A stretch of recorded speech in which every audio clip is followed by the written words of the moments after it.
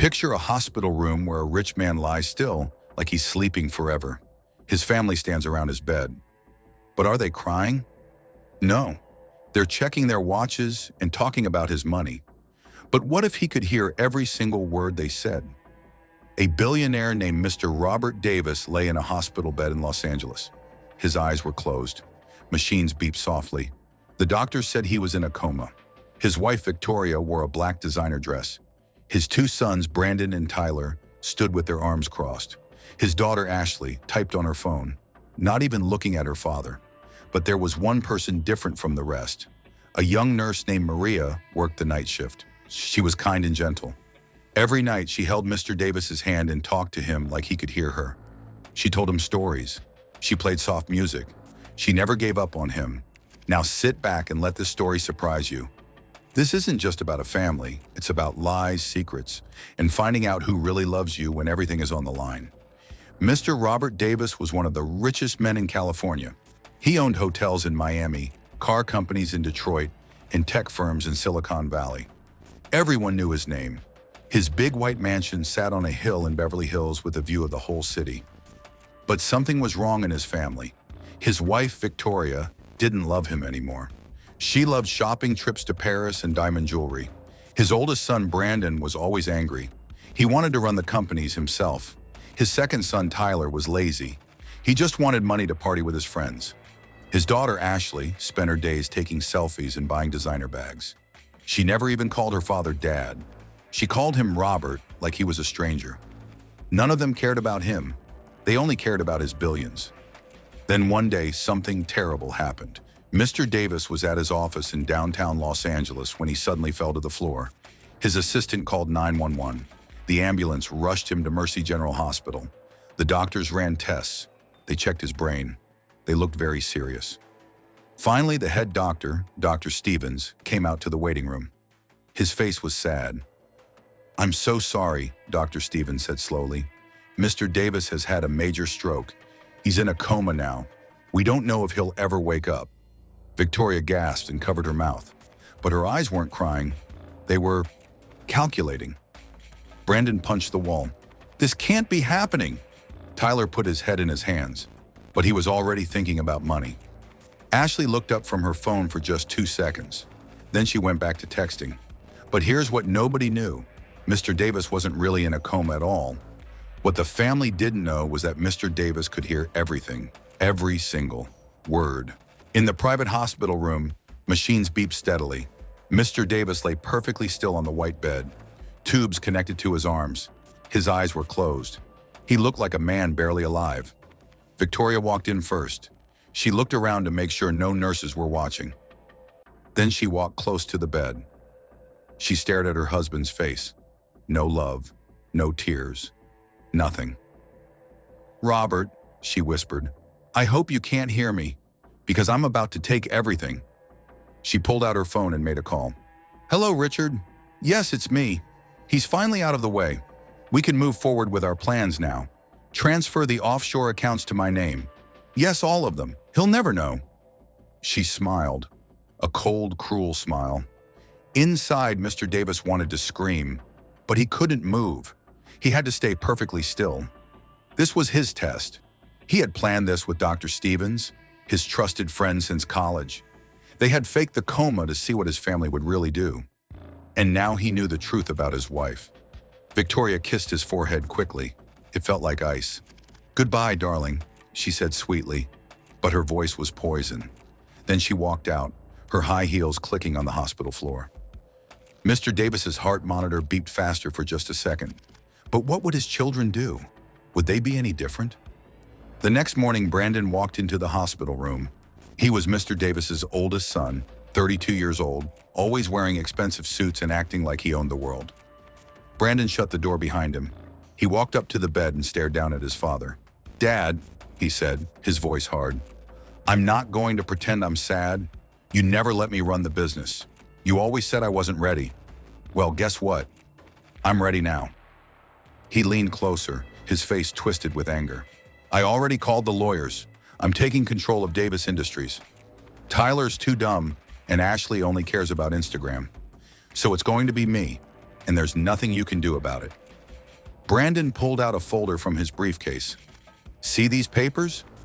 I'm going to get you declared mentally incompetent. Then I become CEO. Your empire becomes my empire. He laughed, a mean, ugly sound. Then he turned and walked out without looking back. Mr. Davis's chest felt tight. His own son, his firstborn, ready to steal everything without a second thought. Could his children really be this heartless? Or was there still hope? That afternoon, Tyler showed up. He was 28 years old, wearing ripped jeans and a leather jacket. He always smelled like expensive cologne and cigarettes. Tyler slouched into a chair next to the bed. He put his feet up on the side table. "Hey, Pops," he said casually, like he was talking to a buddy. "So, this is pretty crazy, right? You in a coma and all." He pulled out his phone and started scrolling. "I'm not gonna lie to you, I need money. Like, a lot of money. I kinda got into some trouble in Vegas. I owe some people about $3 million, and they're not the kind of people who wait." He laughed nervously. "So I talked to the lawyers. Turns out, as your son, I can access the emergency family fund. $5 million should cover it, right? I mean, you're not using it." Tyler stood up and stretched. "Don't worry, Dad. When you wake up, if you wake up, I'll pay you back." "Probably. Maybe. We'll see." He walked out, whistling a song, without even touching his father's hand. Mr. Davis felt something break inside his chest. Not physical pain, something worse. The pain of knowing your own child sees you as nothing but a bank account. 3 family members, 3 betrayals. But there was still one more, his youngest daughter. Would she be different?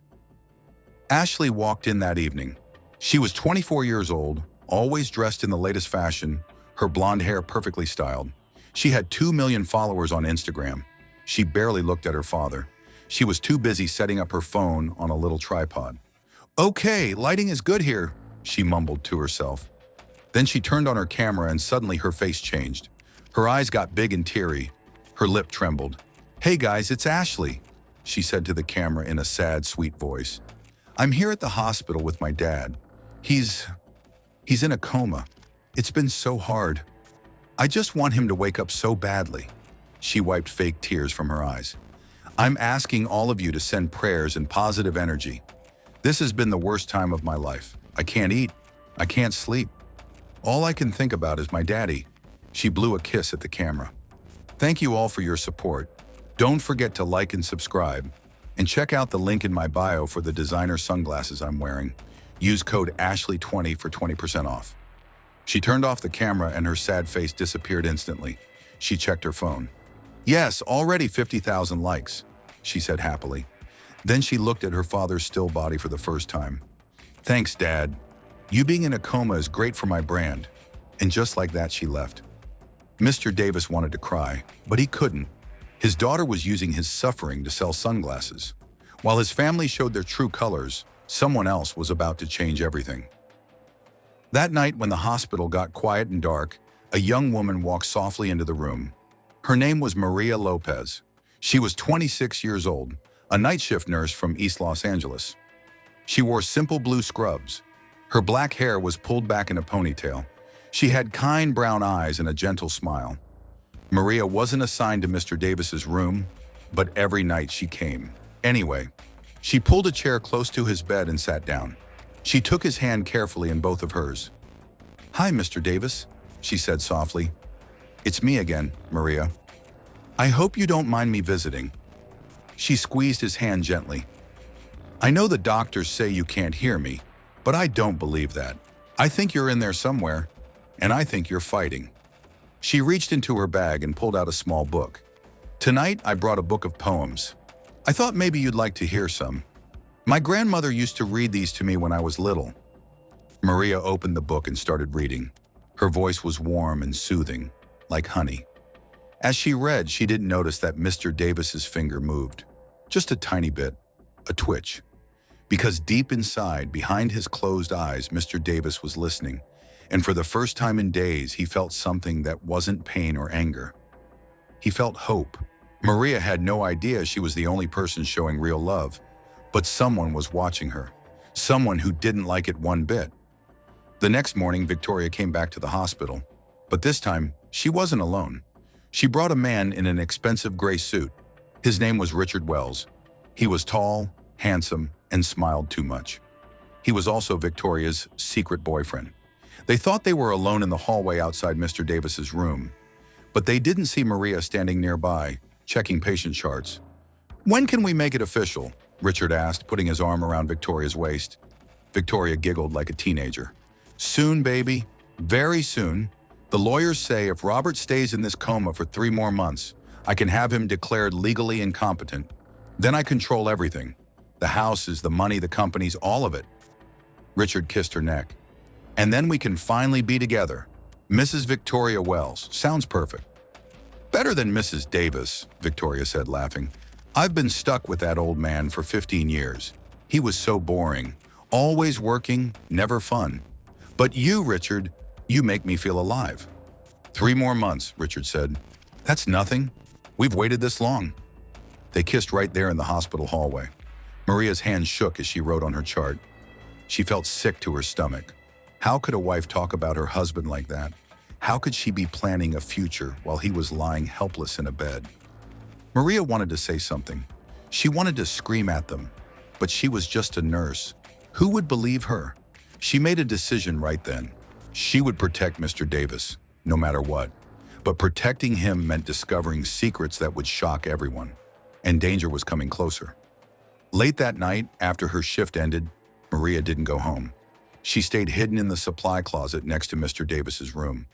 Something felt wrong. She could sense it. Around midnight, she heard footsteps, heavy boots, men's voices talking low. Maria peeked through a crack in the closet door. 2 large men in black jackets walked into Mr. Davis's room. They weren't doctors. They weren't security. They looked like the kind of men you see in scary movies. "Is this him?" one man said. He had a thick accent. "Yeah, that's Robert Davis," the other man said. "Tyler Davis owes us $3 million.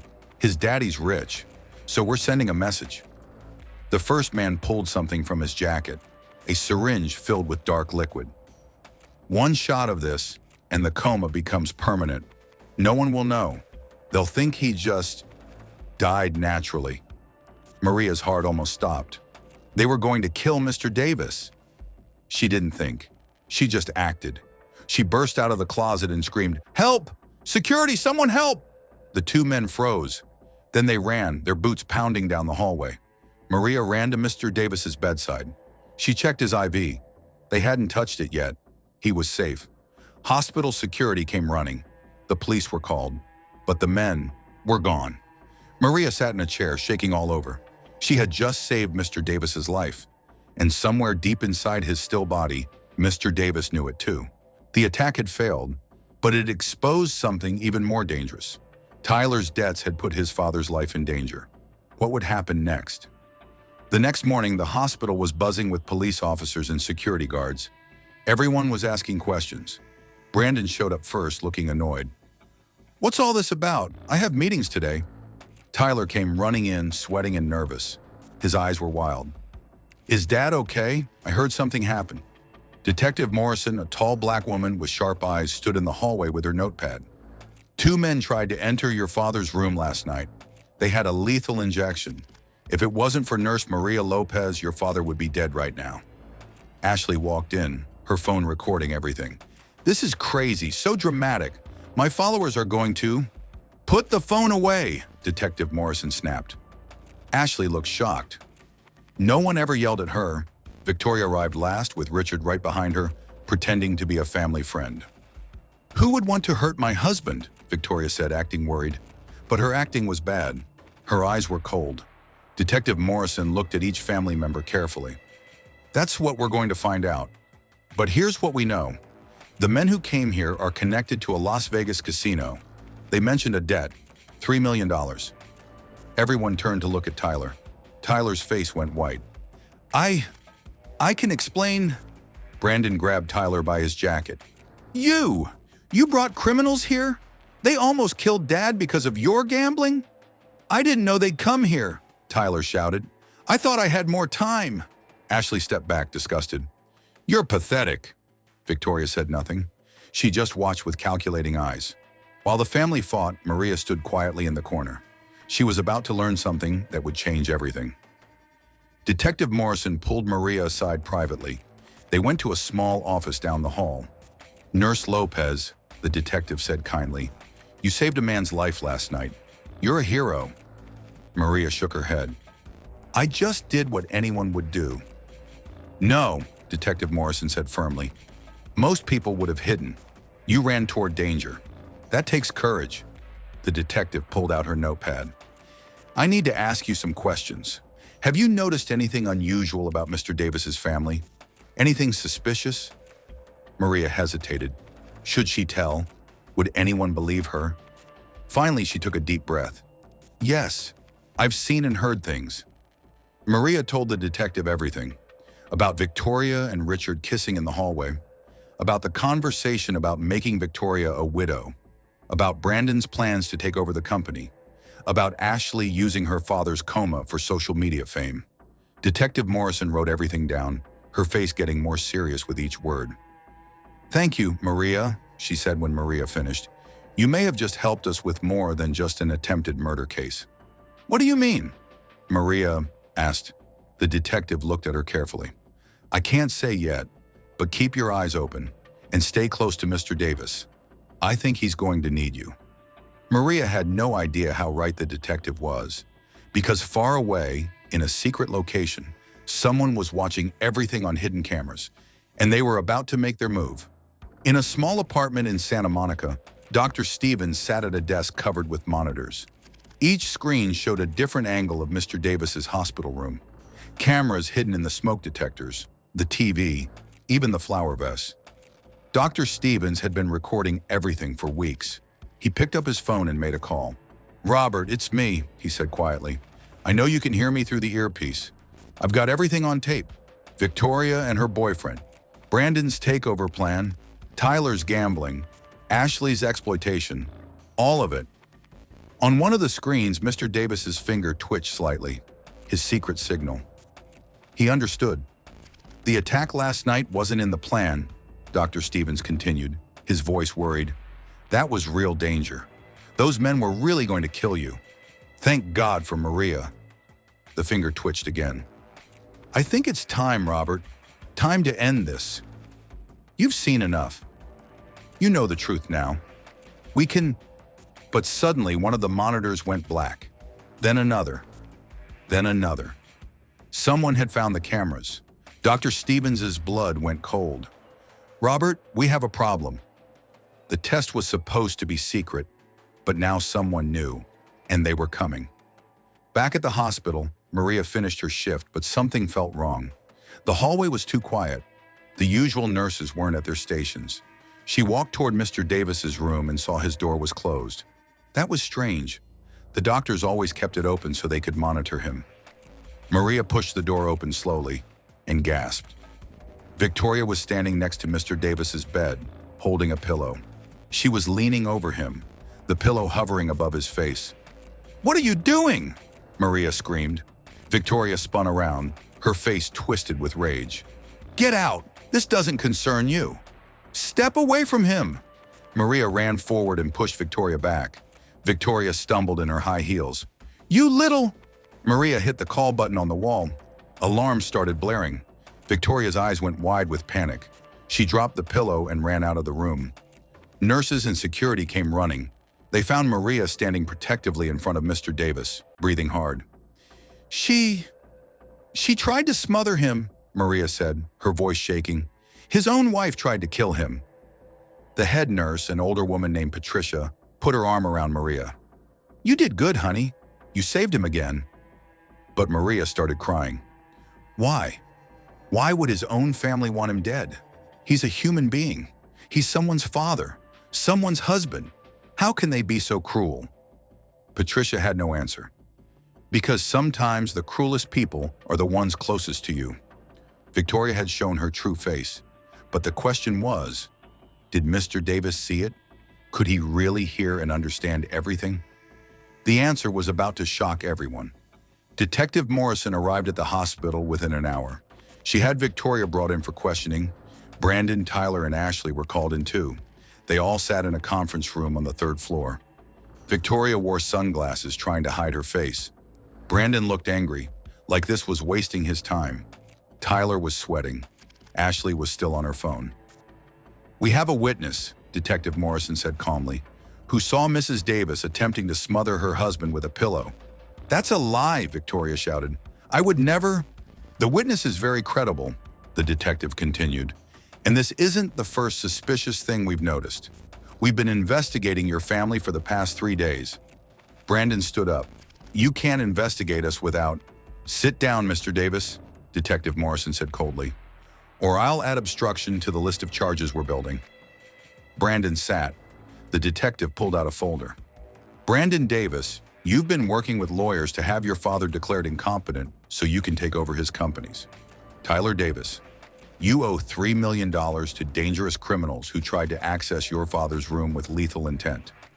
Ashley Davis, you've been exploiting your father's condition for social media profit and brand deals." She turned to Victoria. "And you, Mrs. Davis, you've been having an affair with Richard Wells. You've been discussing how to access your husband's assets, and now you've been caught trying to end his life." The room went silent. "Here's what's going to happen," Detective Morrison said. "You're all going to stay away from Robert Davis. Completely. No visits, no calls, nothing. Guards will be posted at his door 24/7. If any of you come near him, you'll be arrested immediately." "You can't do that," Victoria shrieked. "He's my husband." "A husband you just tried to murder," the detective said flatly. "Yes, I can, and I am." One by one, the family members were escorted out of the hospital by police officers. Maria watched from the hallway window. She couldn't believe what she was seeing. A whole family, thrown out, banned from seeing their own father, but deep down she knew it was right. Mr. Davis was safer without them. With the family gone, Maria became Mr. Davis's only regular visitor, but she was about to discover something impossible. That night, Maria sat beside Mr. Davis like always. The room was quiet except for the beeping of machines. "Mr. Davis," she said softly, holding his hand, "your family is gone. The police sent them away.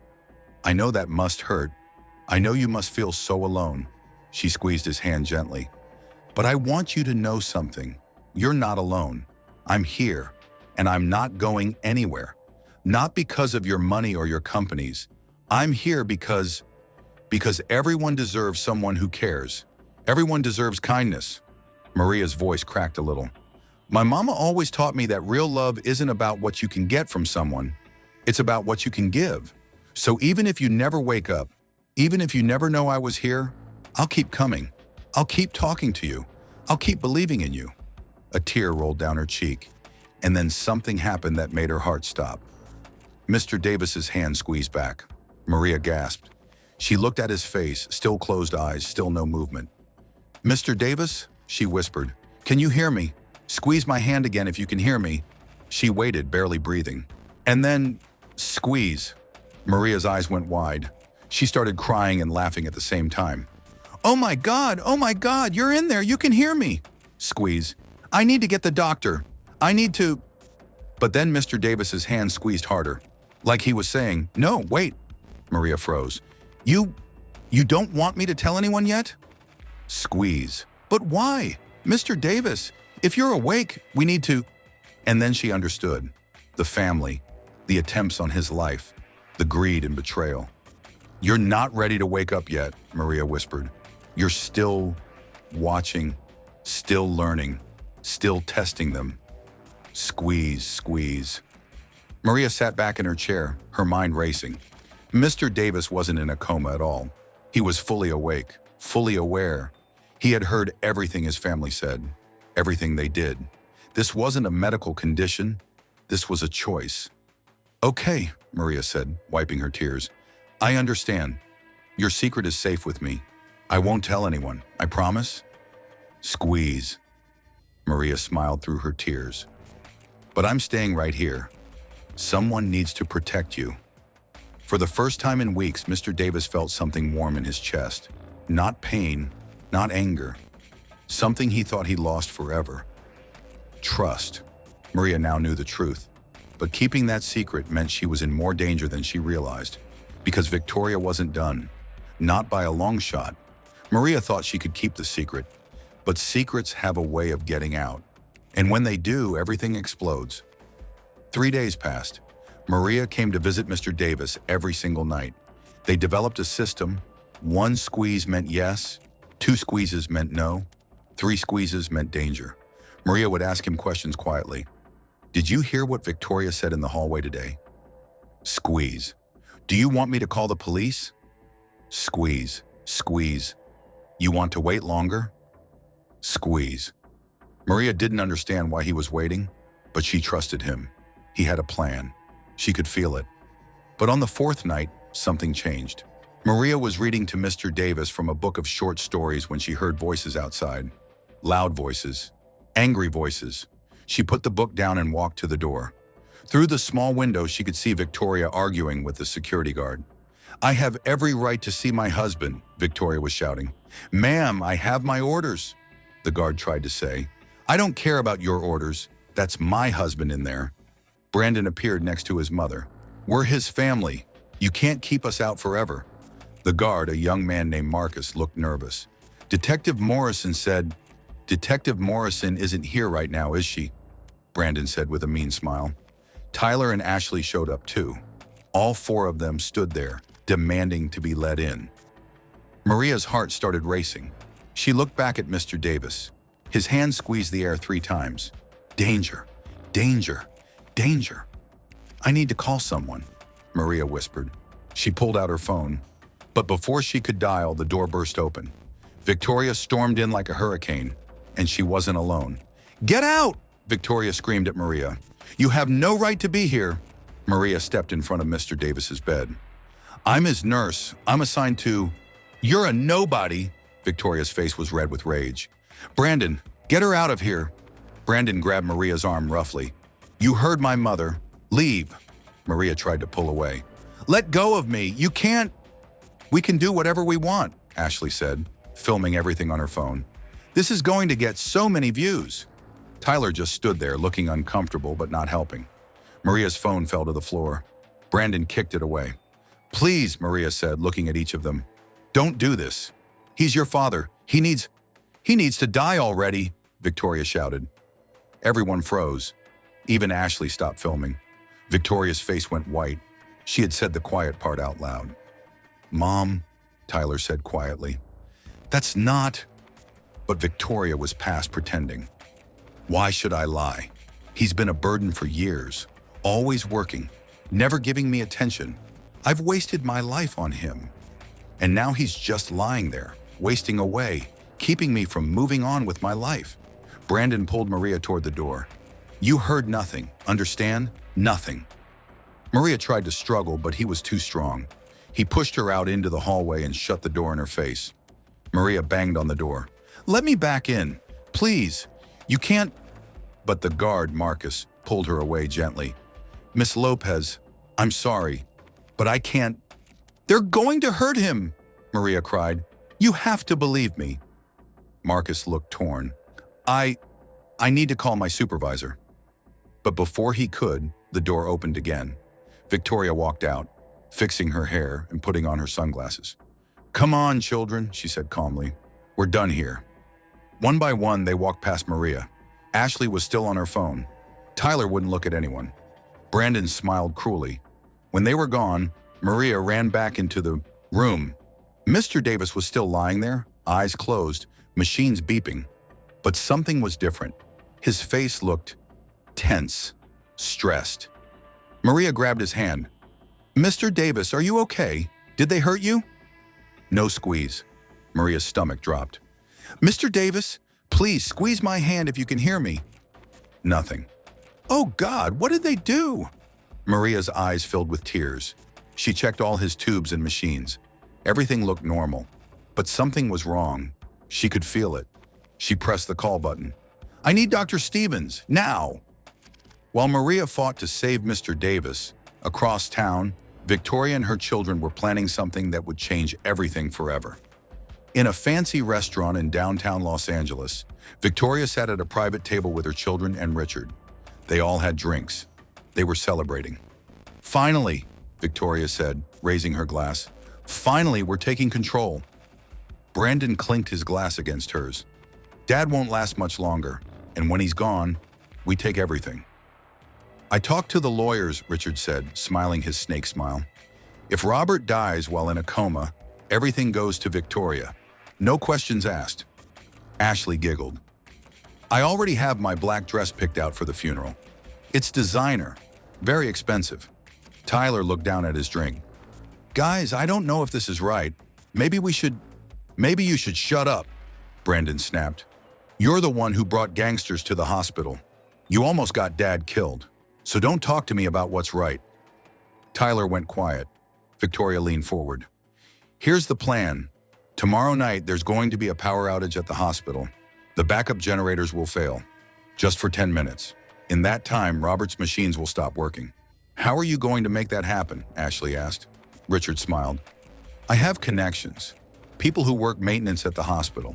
For the right price, they'll do anything. Brandon nodded. 10 minutes without oxygen, without his heart monitor, without medication pumps. That's all it takes. And it will look like an accident, Victoria added. A tragic accident. No one will suspect anything. They all raised their glasses again. To accidents, Victoria said. To accidents, they repeated. What they didn't know was that someone was recording them. A woman sat 3 tables away, her phone positioned perfectly to capture their conversation. She wore a baseball cap pulled low over her face.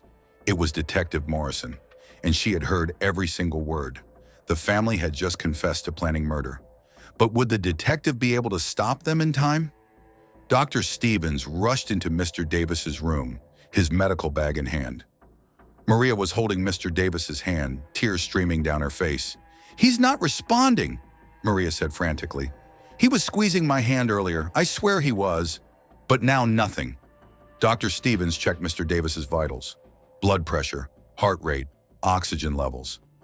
Everything was normal on the machines. Maria, Dr. Stevens said gently, sometimes we want to believe things that… I'm not crazy, Maria insisted. He was communicating with me. 1 squeeze for yes, 2 for no. He was awake. Dr. Stevens froze. He looked at Maria carefully. What did you just say? Maria realized what she'd revealed. I wasn't supposed to tell anyone. He made me promise. Dr. Stevens' eyes went wide. He walked quickly to the door and shut it. Then he turned to Maria. You know, he said quietly. Maria nodded, wiping her tears. He told me through squeezes. He's been awake this whole time. He's been testing his family, seeing what they would do. Dr. Stevens let out a long breath. Thank God. I thought I was the only one who knew. Now it was Maria's turn to be shocked. You knew? You knew he was faking? I'm the one who helped him fake it, Dr. Stevens admitted. Robert came to me 3 months ago. He suspected his family was only staying with him for money. He wanted to know the truth, so we staged the whole thing.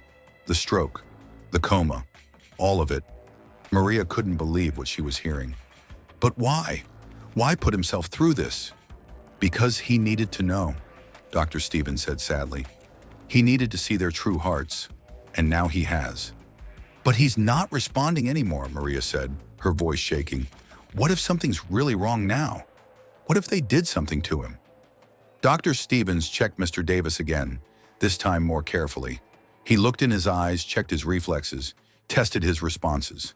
Then he found it, a small injection mark on Mr. Davis's arm. Fresh, recent. They drugged him, Dr. Stevens said, his voice going cold. They gave him something to actually knock him out. Maria gasped. What? How? It must have been when they were in here alone, Dr. Stevens said. He pulled out his phone. I'm calling Detective Morrison. This has gone too far. We need to… But Mr. Davis's heart monitor suddenly started beeping wildly. The rhythm was all wrong. He's going into cardiac arrest, Dr. Stevens shouted. He hit the emergency button on the wall. The room filled with doctors and nurses within seconds. They pushed Maria out of the way. Someone brought the crash cart. Someone else started CPR. Clear, a doctor yelled. Mr. Davis's body jerked as the defibrillator shocked his heart. Maria watched from the corner, sobbing. Please, she prayed. Please don't leave. Not now. Not like this. Was this it? Was Mr. Davis really dying? Or was this part of an even bigger plan? The heart monitor beeped once, twice. then settled into a normal rhythm. Mr. Davis was stable. Barely, but stable. The doctors slowly left the room. Dr. Stevens stayed, checking Mr. Davis's charts. Maria collapsed into a chair. "I can't do this anymore. It's too much. They're trying to kill him, and I can't stop them." Dr. Stevens put a hand on her shoulder. "Yes, you can. You already have. Twice." "But what if I'm not there next time?" Maria said. "What if—" The door opened. Detective Morrison walked in, her face serious. "I need both of you to listen very carefully," she said. "I have them on tape. Victoria, Brandon, Richard, all of them. Planning to kill Robert tomorrow night during a fake power outage." Dr. Stevens stood up. "We need to move him. Get him out of this hospital." "No," Detective Morrison said. "We let it happen." Maria and Dr. Stevens both stared at her. "Excuse me?" Dr. Stevens said.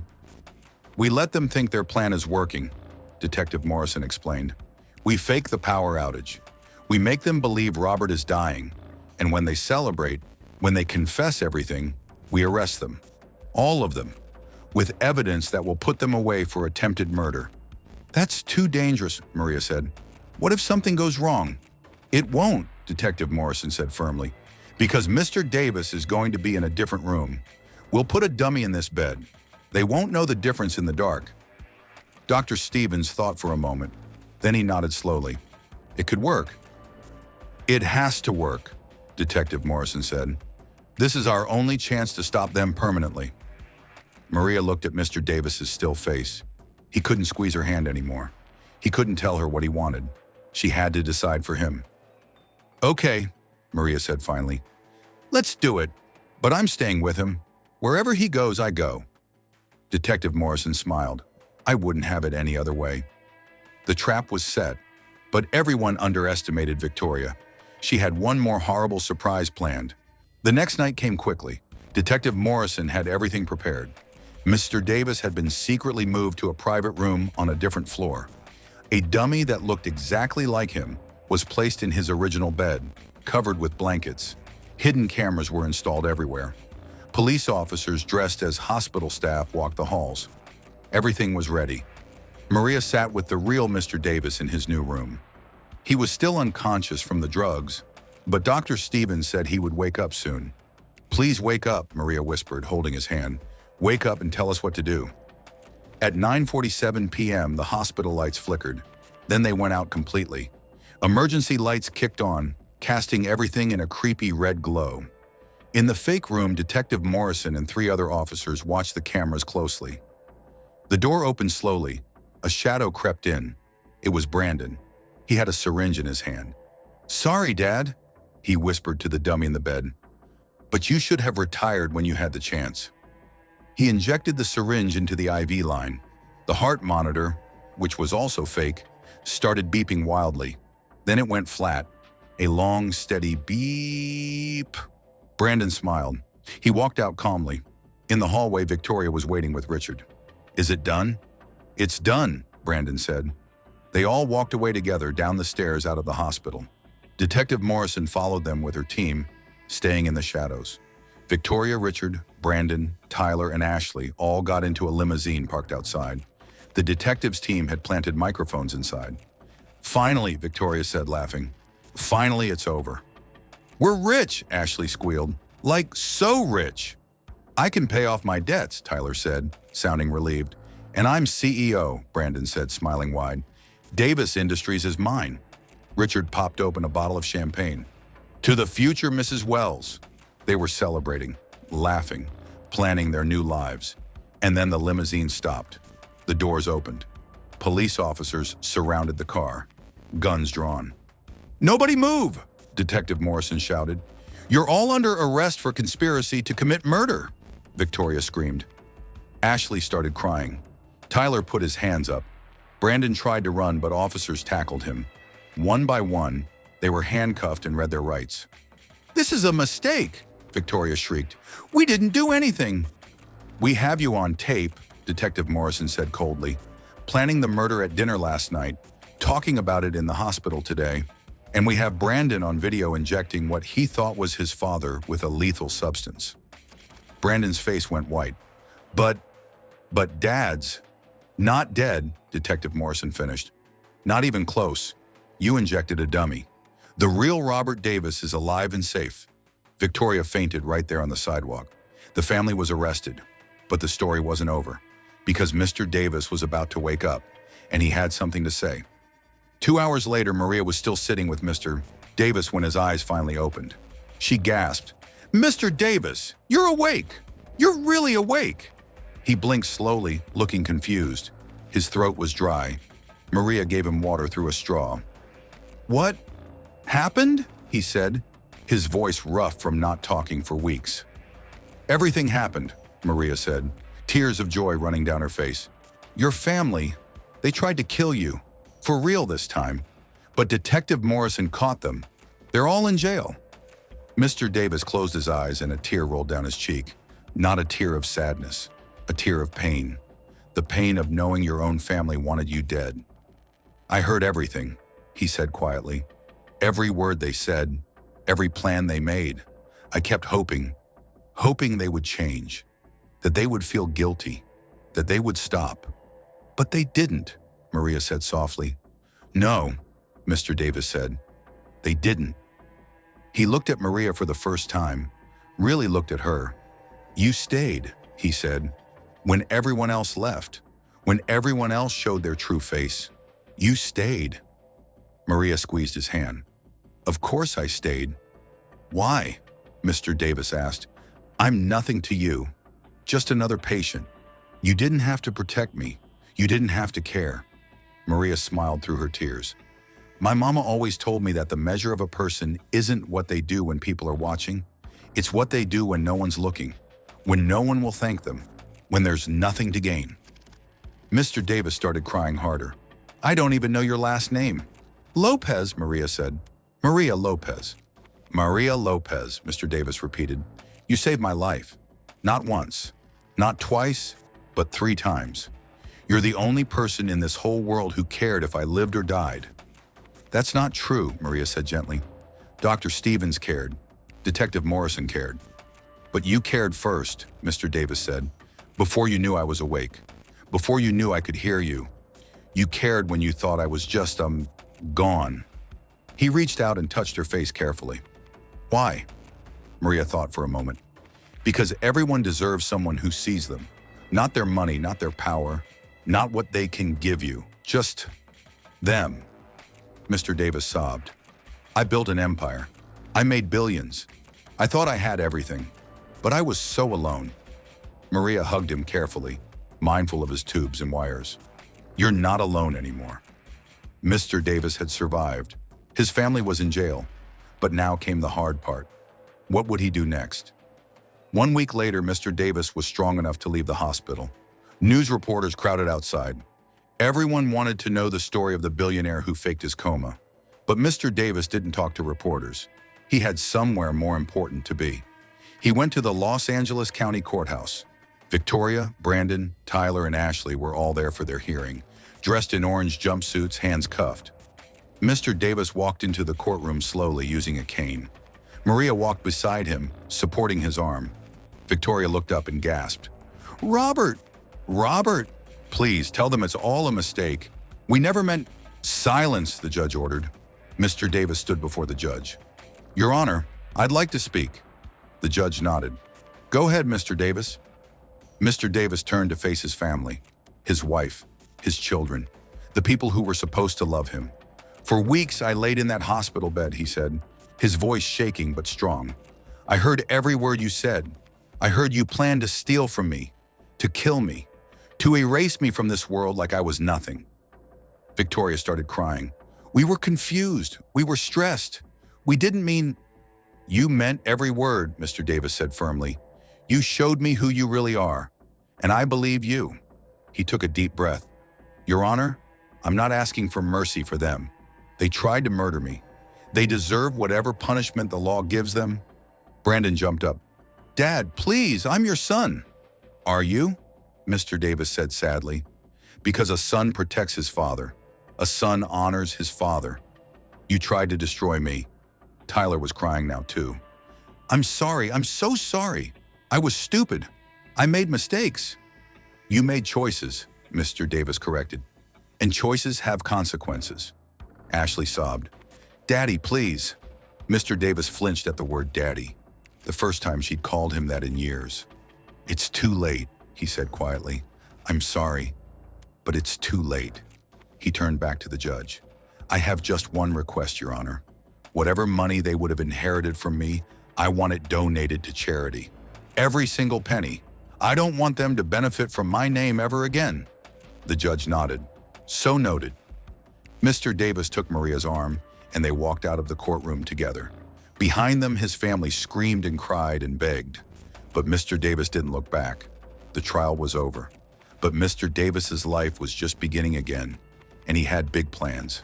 6 months later, things had changed completely. Victoria, Brandon, and Richard were found guilty of conspiracy to commit murder. They each got 15 years in prison. Tyler got 5 years for his involvement. Ashley got probation and community service because she was mostly just stupid, not evil. Mr. Davis moved out of his big mansion in Beverly Hills. He said it was too full of bad memories. Instead, he bought a smaller, warmer house in Santa Monica, right near the beach. And he didn't live there alone. Maria had quit her job at the hospital, not because Mr. Davis forced her to, but because he had a better offer. I need someone I trust to run my new foundation, he had said to her, the Davis Lopez Foundation for Forgotten People. The what? Maria had asked. A charity, Mr. Davis explained, for people who slip through the cracks, poor people, sick people, people who have no one to fight for them, like I had you. Maria's eyes had filled with tears. You want me to run it? I want you to help me change the world, Mr. Davis said. Together. Now Maria worked as the executive director of the foundation. They helped hundreds of people every month. They paid medical bills. They gave scholarships. They built homes. And every evening, Mr. Davis and Maria would walk on the beach together, talking about the day, planning tomorrow, laughing about small things. People started to notice them. The billionaire and the nurse. Everywhere they went, people whispered, were they dating? Were they in love? One night, as they watched the sunset, Mr. Davis finally said what was in his heart. Maria, I need to tell you something. Maria looked at him, her hair blowing in the ocean wind. What is it? You saved my life, he said. But more than that, you gave me a reason to keep living. You showed me what real love looks like. Maria's breath caught. I know I'm older, Mr. Davis continued. I know I'm broken. I know I have a terrible family and a complicated past. But I also know that when I was at my lowest, you were there. And you didn't want anything from me. You just wanted me. He took her hand. I'm not asking you to marry me. Not yet. I know it's too soon. But I'm asking you to stay. To keep walking on this beach with me. To keep building this foundation with me. To keep being the light in my life. Maria was crying now. Happy tears. Mr. Davis. Robert, he interrupted gently. Please call me Robert. Robert, Maria said, smiling. I'm not going anywhere. I told you that in the hospital. I'll never leave you. He pulled her into a hug, right there on the beach, as the sun set over the Pacific Ocean. Thank you, he whispered. Thank you for seeing me. In the end, this story teaches us something important. Money can't buy love.